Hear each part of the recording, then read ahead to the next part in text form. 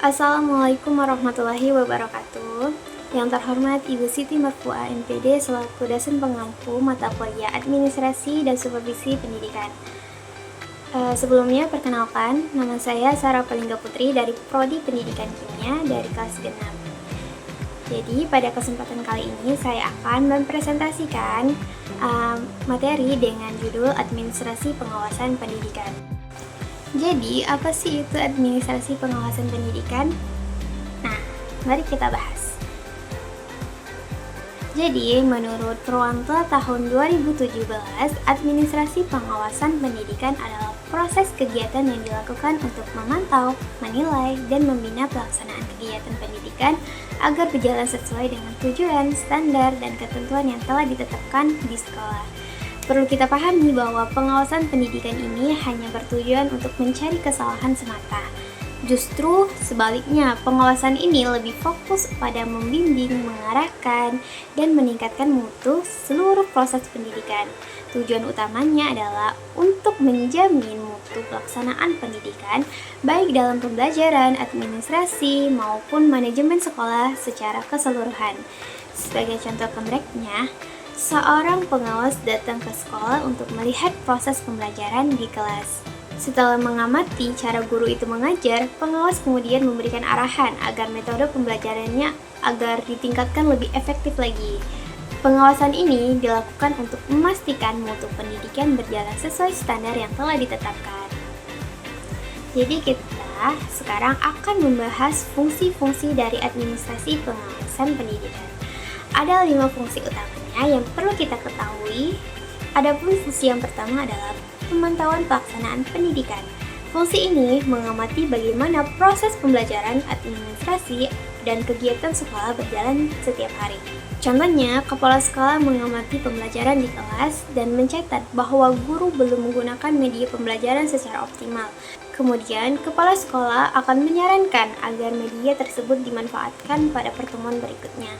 Ini menunjukkan bagaimana pemantauan dapat memberikan masukan yang konstruktif. Adapun fungsi yang kedua adalah penilaian dan evaluasi.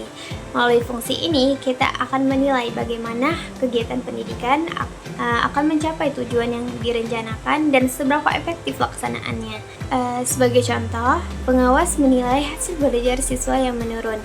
Setelah dievaluasi, ternyata dikarenakan oleh metode mengajar guru yang kurang interaktif. Kemudian pengawas memberikan saran untuk menggunakan metode yang lebih menarik dan partisipatif agar siswa lebih terlibat dalam pembelajaran. Lanjut ke fungsi ketiga, yaitu pembinaan dan tindak lanjut. Nah, fungsi ini akan memberikan bimbingan, masukan, dan pelatihan kepada guru atau staf setelah proses pengawasan dilakukan. Contohnya itu, pengawas akan memberikan pelatihan singkat kepada guru yang masih kesulitan menyusun RPP. Nah, tujuannya adalah agar mereka mampu merancang pembelajaran dengan lebih baik dan sistematis. Ini akan menunjukkan bahwa pengawasan akan bersifat membangun, bukan menghakimi. Ada fungsi yang keempat, yaitu pelaporan hasil pengawasan. Jadi, melalui fungsi ini, kita akan menyusun laporan tertulis berisi temuan dan rekomendasi perbaikan untuk disampaikan kepada pimpinan lembaga atau instansi terkait.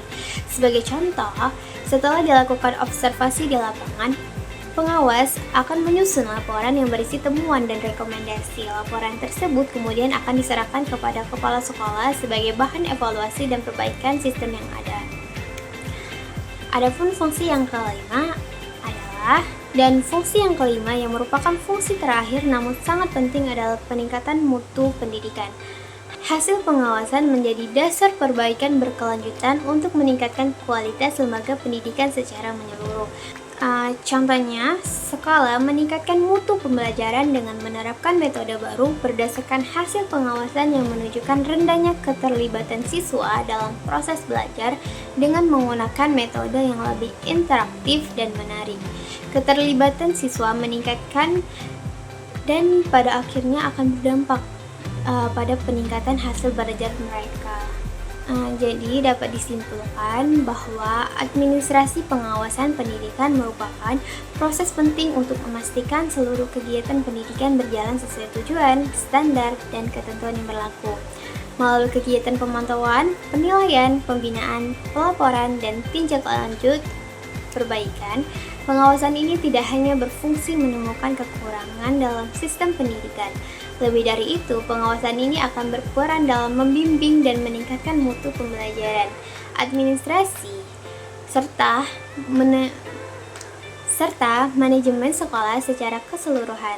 Ketika pengawasan dilakukan secara terencana dan berkelanjut, sekolah dapat memperbaiki kelemahan yang ada, meningkatkan kompetensi guru, dan menciptakan proses pendidikan yang lebih efektif, bermutu, dan berorientasi pada peningkatan hasil belajar peserta didik. Dengan demikian, administrasi pengawasan pendidikan menjadi salah satu kunci dalam mewujudkan pendidikan yang berkualitas dan berkelanjutan. Demikian presentasi dari saya mengenai administrasi pengawasan pendidikan.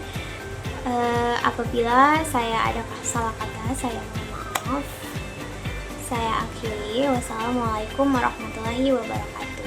Terima kasih semuanya.